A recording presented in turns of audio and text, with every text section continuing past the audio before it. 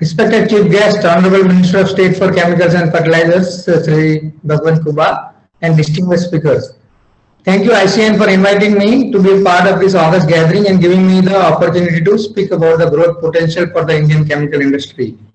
The theme that has been selected for this virtual summit is fairly appropriate, and I firmly believe that with strong growth drivers and constant effort, the opportunity of the Indian chemical and petrochemical industries are massive and is definitely moving in the big league. Well, as we are aware, the Indian chemical industry was estimated to be worth $178 billion in FY20 and is expected to reach $300 billion by FY25. Considering the triple growth drivers of increasing domestic demand, room for import substitution, and expanding export opportunities, the target looks quite achievable. At present, 30% of India's chemical requirements are met by imports. Therefore, that indicates that there is ample opportunity for import substitution, industrialization, and the government push to the idea of Atmanirbhar, self-reliance is the need of the hour. India also holds a strong position in the international trading of chemicals and ranks 9th in exports at a global level. Other trends like eastward shift of chemical industry, China plus one strategy, US-China trade tensions, etc. are likely to boost demand from India and thereby will further increase the export activities. I think with the right policy measures, the Indian chemical and petrochemical industry will become a net export powerhouse with 70 billion surplus by 2030.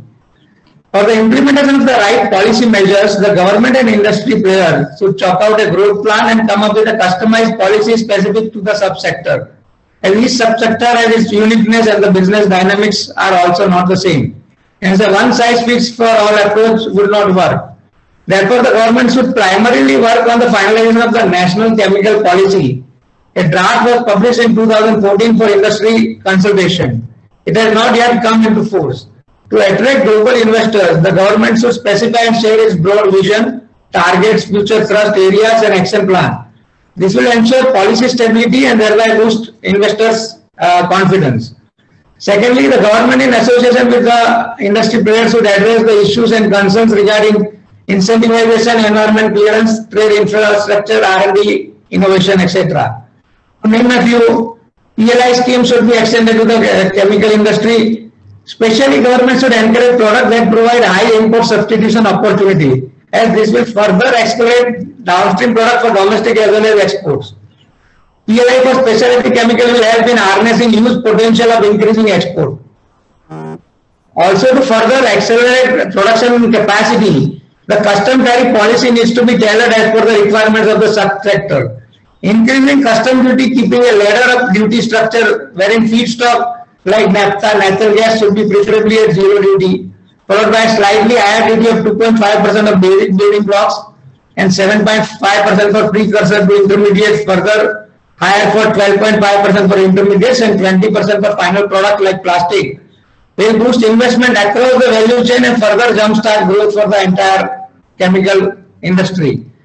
Surprisingly, for ROT, DEP, chemicals industry has been excluded. It is essential that that should be included, as this is not for incentivizing the sector but to refund the unrefunded duty taxes levies of the exported product. Another important policy measure is to rationalize the duty drawback benefits at par with advanced license benefits. Indian industry loses on volumes and economy of scale as exporters import raw material under advanced license because duty drawback on the downstream product is less than the import duty component in raw material cost, dissuading the domestic investment. This has increased the import of raw materials irrespective of the adequate domestic capacity and thereby affected the domestic capacity utilization for basic and intermediate chemicals. For instance, chemicals like para-nitroaniline and orthoanisine are classic case wherein domestic manufacturers export, while simultaneously these chemicals are being imported as a raw material via advanced license route. In terms of environment norm, it is felt by industry that marine discharge norms in India are much stricter than global standards, which led to a competitive disadvantage. Therefore, it is required to revise the inlet norms of effluent in the coastal and deep sea discharge from the current 250 to 500 milligrams per liter of COD. There is also a need to increase marine discharge point through pipelines in states where chemical clusters are present, especially in Gujarat and Maharashtra. Another important point is need to incentivize R&D. and also for reducing import and becoming Atmanirbhar, first in India kind of a scheme should be considered.